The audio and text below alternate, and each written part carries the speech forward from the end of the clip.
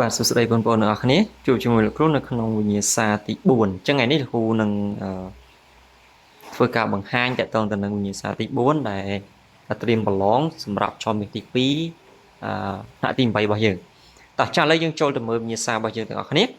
ញ្ចឹងនៅក្នុងរ៉ូម៉ាំងទី1គេឲ្យយើងជ្រើសរើសទៅលើចម្លើយដែលត្រឹមត្រូវតែមួយគត់តកតងទៅនឹងនិមិត្តសញ្ញាហើយនឹងរូបមន្តរបស់ធាតុគីមីរបស់យើងចំពោះរ៉ូម៉ាំងទី2វិញគេឲ្យយើងបំពេញចន្លោះតាក់ទងទៅនឹងនិយមន័យរបស់និមិត្តសញ្ញាក៏ដូចជាបំលែងគីមីណានៅក្នុងរ៉ូម៉ាំងទី3យើងអាចឃើញអំពីការសរសេរតាក់ទងទៅនឹងឈ្មោះរបស់ radical ក៏ដូចជាវឡង់របស់ radical មួយចំនួនដែលបងប្អូនប្រហែលជាធ្លាប់ស្គាល់ហើយយើងក៏លេខទៅមើលនៅក្នុងរ៉ូម៉ាំងទី4និងរ៉ូម៉ាំងទី5វិញណាអញ្ចឹងនៅក្នុងរ៉ូម៉ាំងទី4គេឲ្យយើងប្រៀបធៀបទៅលើលក្ខណៈរបស់លោហៈនិងអលោហៈគេឲ្យយើងធ្វើការប្រៀបធៀបគ្នាហើយសម្រាប់សំណួរទី2វិញគេឲ្យយើងពោលច្បាប់ភាសាម៉ាស់តើច្បាប់ភាសាម៉ាស់គេពោលយ៉ាងដូចម្ដេចចំពោះរ៉ូម៉ាំងទី5ចុងក្រោយគេឲ្យយើងដោះស្រាយលំហាត់គឺទី1គឺការកណនាម៉ាស់តាមសម័យកាលហើយនៅក្នុងលំហាត់ទី2គេឲ្យយើងកណនាទៅលើម៉ាស់របស់ solution តាមរយៈរូបមន្តអញ្ចឹងលំហាត់2នេះគឺយើងប្រើមួយតាមសម័យកាលមួយទៀតតាមរូបមន្តតោះឥឡូវយើងចូលទៅមើលចម្លើយរបស់យើងតែម្ដងអូខេអញ្ចឹងនេះគឺជាចម្លើយនៅក្នុងរ៉ូម៉ាំងទី1ណាក្នុងរ៉ូម៉ាំងទី1យើងមានចម្លើយប៉ុណ្ណឹងអូខេតោះអញ្ចឹងរ៉ូម៉ាំងទី1អញ្ចឹងទី1គេសួរថាតើនិមិត្តសញ្ញារបស់អាលុយមីញ៉ូមមាននិមិត្តសញ្ញាដូចម្ដេចអញ្ចឹងចម្លើយដែលត្រឹមត្រូវគឺនៅក្នុងចម្លើយកអូខេបងប្អូនណាកគឺ Al អាលុយមីញ៉ូមគឺតាំងដោយនិមិត្តសញ្ញា Al ទី2តើទឹកមានរូបមន្តម៉ូលេគុលរបស់វាយ៉ាងដូចម្ដេចអញ្ចឹងយើងបានសិក្សារួចហើយតកតងទៅនឹងមេរៀនរបស់ទឹកអញ្ចឹងម៉ូលេគុលទឹកត្រូវបានតាំងដោយនិមិត្តសញ្ញាឬក៏រូបមន្តរបស់វាហ្នឹងគឺ H2O នៅក្នុងចម្លើយកដូចនេះទី3តើពេលបច្ចុប្បន្នហ្នឹងអ្នកវិទ្យាសាស្ត្រស្គាល់ធាតុគីមីចំនួនប៉ុន្មានអញ្ចឹងតាមថ្នាក់ទី8គេថាធាតុគីមីត្រូវបានគេស្គាល់ចំនួន106អញ្ចឹងយើងសរុបមកវិញនៅក្នុងរ៉ូម៉ាំងទី1ពីលំហាត់ទី1ដល់លំហាត់ទី3គឺចម្លើយដែលត្រឹមត្រូវគឺនៅក្នុងចម្លើយកទាំងអស់អូខេអញ្ចឹងយើងចូលទៅមើលនៅក្នុងរ៉ូម៉ាំងទី2វិញបាទអញ្ចឹងនៅក្នុងរ៉ូម៉ាំងទី2គេឲ្យយើងបំពេញទៅលើនិយមន័យរបស់និមិត្តសញ្ញាគីមីក៏ដូចជាបំលែងឬក៏បាតុភូតគីមីអញ្ចឹងគេថានិមិត្តសញ្ញាគីមីគឺជាការសរសេរតាំងដោយអក្សរមួយតួឬក៏ពីរតួដែលតួទី1សរសេរជាអក្សរធំតួតូចបន្ទាប់សរសេរជាអក្សរតូចដែលសរសេរជាអក្សរឡាតាំងឬក៏អន្តរភាសាដទៃមានន័យថានិមិត្តសញ្ញាខ្លះគេប្រើជាអក្សរឡាតាំងណាសរសេរជាឡាតាំងហើយនិមិត្តសញ្ញាខ្លះទៀតសរសេរជាឈ្មោះរបស់វាតែម្ដងអាចជាភាសាអង់គ្លេសឬក៏ភាសាផ្សេងដទៃទៀតចឹងទៅតោះអញ្ចឹងយើងចូលទៅមើលសំណួរទី2គេថាបំលែងគីមីឬក៏បាតុភូតគីមីអញ្ចឹងយើងដឹងតែតទៅនឹងបំលែងគីមីឬក៏បាតុភូតគីមីគឺសំដៅទៅលើបំលែងទាំងឡាយណាដែលវាមានកកើតនៅសារធាតុថ្មីមួយឬក៏ច្រើនព្រោះយើងដឹងថាតាមប្រតិកម្មគីមីគឺវាមានច្រើនប្រភេទណាអាចមានប្រតិកម្មបូកប្រតិកម្មសំបំបែកជំនួសបណ្ដោយផ្សេងៗអញ្ចឹងយើងដឹងថានៅក្នុងប្រតិកម្មគីមីមួយវាអាចកើតឡើងនៅផលិតផលមួយឬក៏ច្រើនអាច2ឬក៏ច្រើនជាងនឹងចឹងទៅឃើញតោះអញ្ចឹងឥឡូវយើងចូលទៅមើលរ៉ូម៉ាំងទី3បំពេញឈ្មោះនឹង radical អញ្ចឹងគ្រូគិតថាបងប្អូនប្រហែលជាអាចបំពេញវាត្រឹមត្រូវហើយប៉ុន្តែដោយឡែកលោកគ្រូគិតថាកន្លែងនេះមួយបងប្អូនអាចនឹងច្រឡំ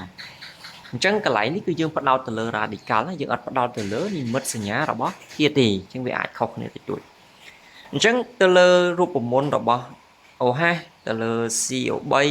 SO4 S ហើយនិង PO4 តើឈ្មោះរបស់វាយ៉ាងដូចម្ដេចខ្លះអញ្ចឹងគេថា OH គឺជា radical hydroxide ដែលមានវឡង់1 CO3 គឺកាបូណាតមានវឡង់2 SO4 គឺស៊ុលផាតមានវឡង់2 S ណាមិនមែន sponsor ទេគ្នាយើងកន្លែងនេះគឺស៊ុលភួរមានវឡង់2 PO4 អញ្ចឹង PO4 គឺផូស្វាតមានវឡង់3ចានេះគឺជា និមិត្តសញ្ញាគឺជាឈ្មោះរបស់ radical និងវឡង់របស់វាណាអូខេឥឡូវយើងចូលទៅសំណួរនៅក្នុងរ៉ូម៉ាំងទី4នៅក្នុងសំណួរទី1គេឲ្យយើងធ្វើការប្រៀបធៀបទៅលើលក្ខណៈលោហៈនិងអលោហៈ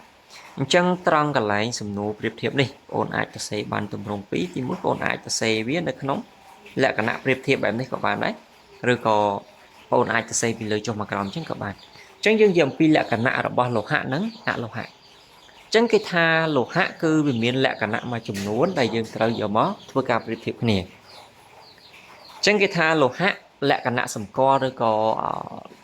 លោហៈមួយចំនួនហ្នឹងយើងអាចសម្គាល់វាបានតាមរយៈអីគេលោហៈគឺទី1គឺមានផ្លេកលោហៈហើយលោហៈនេះគឺវាអាចចម្លងអគ្គិសនីបានល្អចម្លងកម្ដៅបានល្អអាចផែបានឬក៏ហូតជាលួសបានហើយលក្ខណៈសម្គាល់របស់វាមួយទៀតហ្នឹងគឺវារឹងហើយធ្ងន់អាហ្នឹងគឺសំដៅទៅលើលោហៈដោយឡែកយើងនិយាយពីអលោហៈវិញអលោហៈវាផ្ទុយអំពីលោហៈវិញណាវាផ្ទុយត្រង់ណាខ្លះអញ្ចឹងយើងអាចមើលអញ្ចឹងតើតើនឹងការផ្ទុយរបស់អលោហៈវិញគឺយើងមើលថាអលោហៈគឺគ្មានផ្លេកលោហៈទេណាចម្លងអគ្គិសនីឬក៏ចម្លងកម្ដៅអន់ណាចម្លងអគ្គិសនីអន់កម្ដៅអន់ងាយបាក់បែកនៅពេលដែលយើងដំឬក៏ពុតវាឧទាហរណ៍ជាក់ស្ដែងបើសិនជាបងអូនធ្លាប់ប្រើទៅលើខ្មៅដៃណាបើអូនធ្លាប់ប្រើទៅលើខ្មៅដៃបងអូននឹងឃើញដល់ពេលដែលយើងសកត់វាតិចវាអាចនឹងបាក់ណាងាយបាក់បែកចឹងទៅអូខេអញ្ចឹងមួយទៀតគឺលក្ខណៈរបស់វាគឺស្រាលហើយទន់ណាអលោហៈវាស្រាលហើយទន់អានេះជាលក្ខណៈសម្គាល់ឬក៏លក្ខណៈខុសគ្នារបស់លោហៈនិងអលោហៈអូខេអញ្ចឹងយើងចូលទៅដល់សំណួរទី2គេឲ្យយើងពោលច្បាប់រក្សាម៉ាស់ណាដោយដែលយើងបានដឹងចឹងតើតើនឹងច្បាប់រក្សាម៉ាស់គេពោលថាម៉េចគេថាផលបូកនៃម៉ាស់អង្គធាតុប្រតិករឬក៏ម៉ាស់អាតូមនៃអង្គធាតុប្រតិករនឹងស្មើជាមួយផលបូកម៉ាស់អាតូមនៃអង្គធាតុកកើតស្មើនឹងម៉ាស់នៃអង្គធាតុកកើតនេះគឺជាច្បាប់រក្សាម៉ាស់គេពោលយ៉ាងដូចនោះតោះអញ្ចឹងយើងចូលទៅមើលនៅក្នុងរ៉ូម៉ាំងទី5វិញណាបងប្អូននៅក្នុងរ៉ូម៉ាំងទី5យើងនិយាយអំពីការកណនាម៉ាស់តាមសម័យកាលអញ្ចឹងយើងដឹងហើយ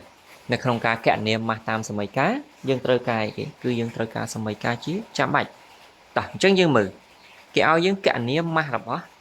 គេកណនាម៉ាស់របស់សំទោសកណនាម៉ាស់របស់អ៊ីដ្រូសែនដែលប្រើណាអញ្ចឹងក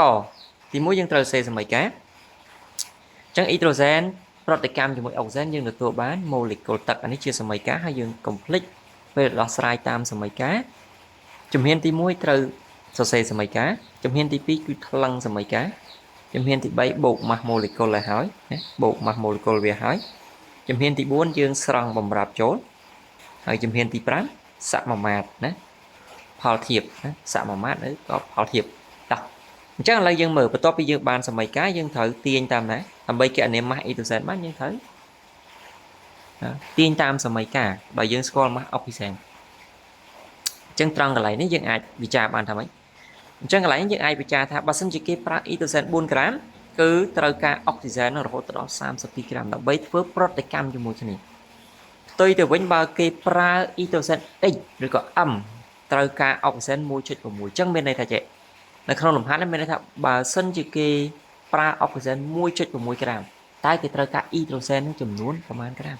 ដើម្បីធ្វើប្រតិកម្មជាមួយគ្នាទទួលបានម៉ូលេគុលទឹកអញ្ចឹងកន្លែងនេះយើងទាញតាមសមាមាត្រមកតាមផលធៀបរបស់យើងឃើញថាម៉េចយើងឃើញថាយើងបាន4នៅលើ m ស្មើជាមួយ32នៅលើ 1.6 អញ្ចឹង norm m របស់យើងគឺស្មើនឹង 0.02 ណាnorm m ស្មើ 0.2 អញ្ចឹងដូចនេះម៉ាស់របស់អុកស៊ីសែនណាម៉ាស់របស់អ៊ីដ្រូសែនសំទោសអានេះមិនកាបូនឌីអុកស៊ីតទេសំទោសបងប្អូនអញ្ចឹងដូចនេះម៉ាស់របស់អ៊ីដ្រូសែនដែលប្រើគឺណាដែលប្រើមិនដែលទទួលបានក្រោយប្រតិកម្មអញ្ចឹងកន្លែងនេះវាខុសបច្ចេកទេសតិចណាអញ្ចឹងសូមបងប្អូនអធិស្ឋានអញ្ចឹងកន្លែងនេះគឺយើងអត់ប្រើទៅលើម៉ាស់របស់កាបូនឌីអុកស៊ីតទេអញ្ចឹងកន្លែងហ្នឹងចាំលោកគ្រូកែសម្រួលតាមក្រោយឡើងវិញណាអញ្ចឹងដូចនេះម៉ាស់របស់អ៊ីដ្រូសែនដែលប្រើនៅក្នុងប្រតិកម្មយើងគឺចំនួន 0.2 ក្រាមអញ្ចឹងសូមអធិស្ឋានកន្លែងដូចនេះកន្លែងនេះតិចណាអញ្ចឹងយើងអាចឆ្លើយតាមខាងលើនេះវិញអូនណាអូខេអញ្ចឹងយើងចូលទៅមើលសំណួរបន្ទាប់វិញអញ្ចឹងសំណួរបន្ទាប់នេះក៏ដូចគ្នាដែរលោកគ្រូពេចកែបាត់ទៅហើយអញ្ចឹងឃើញកន្លែងនេះខុសគ្នាអញ្ចឹងកន្លែងនេះគឺជាកំហុសបច្ចេកទេសតិចតួចណាអញ្ចឹងសូមអធិស្ឋានដែរ chẳng dương châu từ mơ là không sum nô một tiết tệ tông từ nâng ca kệ niệm mà bỏ tắc cài bế bọt cam chẳng bổn đằng hay tệ tông từ nâng mà bỏ tắc cài bế bọt cam đấy dương ai bị cha tham ấy tam sầm mây ca hàng lớn lại đấy dương bị cha bị y tu sen từ nè bộ dương score mà y tu sen hay chẳng cái tha ba cái pra y tu sen 4 gram nông mình mốt trời cả rồi còn tập tua bán mua cô tắc nó chấm nón sam sập mùi tôi thì vẫn bà sân chỉ cái pra y tu sen để son chỉ pi tập tua bán nè HPO ចំនួនâm ព្រោះយើងតាំងវាដោយ âm អញ្ចឹងទាញតាមសមាមាត្រយើងបាន 1.88 ក្រាមអញ្ចឹងយើងអាចឆ្លើយថាដូចនេះយ៉ាងអាកន្លែងដូចនេះអត់ត្រូវណាអញ្ចឹងគ្រូអធិស្ឋានគ្នាយើងអញ្ចឹងហើយយើងជួយកែឡើងនឹងតិចអញ្ចឹងដូចនេះម៉ាស់របស់ទឹកដែលទទួលបានក្រោយពេលប្រតិកម្មរវាង etozen និង oxen ចំនួន 1.8 ក្រាមអូខេតោះយើងចូលទៅមើលលំហាត់ចុងក្រោយរបស់យើង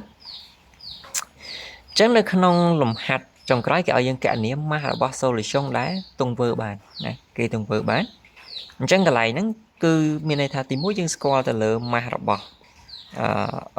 ធាតុរលាយទី2យើងស្គាល់ទៅលើកំហាប់ជាភាគរយគឺចង់ដឹងថាបើសិនជាគេស្គាល់ពីរហ្នឹងតើយើងនឹងមានមាត្រឬក៏មានម៉ាស់ solution ស្មើនឹងប្រមាណតោះអញ្ចឹងដើម្បីកណនាម៉ាស់ solution បានយើងប្រើរូបមន្តមួយគឺ c ភាគរយអញ្ចឹងបងប្អូនស្គាល់ហើយរូបមន្តមួយហ្នឹងចឹងតាមរូបមន្ត c ភាគរយស្មើនឹង mst គុណ100ចែកជាមួយ m ms ចឹងកន្លែងហ្នឹងយើងចង់បានអីគេនៅក្នុងលំហាត់ហ្នឹងគឺយើងចង់បានទៅលើ mass របស់ solution ហើយយើងទាញទៅ ms មកចឹងយើងបានរូបមន្តប៉ុណ្នេះចឹងដោយណាយើងបញ្ជាក់គេទៅដោយ c ភាគរយស្មើ 15% mass នៃធាតុរលាយស្មើនឹង50 ក្រាមអញ្ចឹងយើងបាន ms របស់យើងឬក៏ mass solution គឺស្មើរហូតទៅដល់333.33 ក្រាមអានេះគឺជា mass របស់ solution ដែលយើងទង្វើបានអូខេអញ្ចឹងថ្ងៃនេះវិញ្ញាសារបស់យើងគឺមានប៉ុណ្ណឹងប៉ុន្តែលោកគ្រូបញ្ជាក់បន្ថែមបន្តិចតាក់ទងទៅនឹងកន្លែងដូចនេះ2នេះណាបងអូនអាចកែសម្រួលវាតាមសំណួររបស់យើងបន្តិចណាព្រោះកន្លែងហ្នឹងគឺវាខុសបច្ចេកទេសបន្តិចអញ្ចឹងសូមអធិស្ឋានកន្លែងហ្នឹងមួយអូខេអញ្ចឹងនេះគឺជាវិញ្ញាសាទី4អញ្ចឹងរាល់សំណួរឬក៏ចម្ងល់ផ្សេងៗបងប្អូនអាច comment នៅខាងក្រោមវីដេអូនេះបានអរគុណជួបគ្នានៅវីដេអូក្រោយ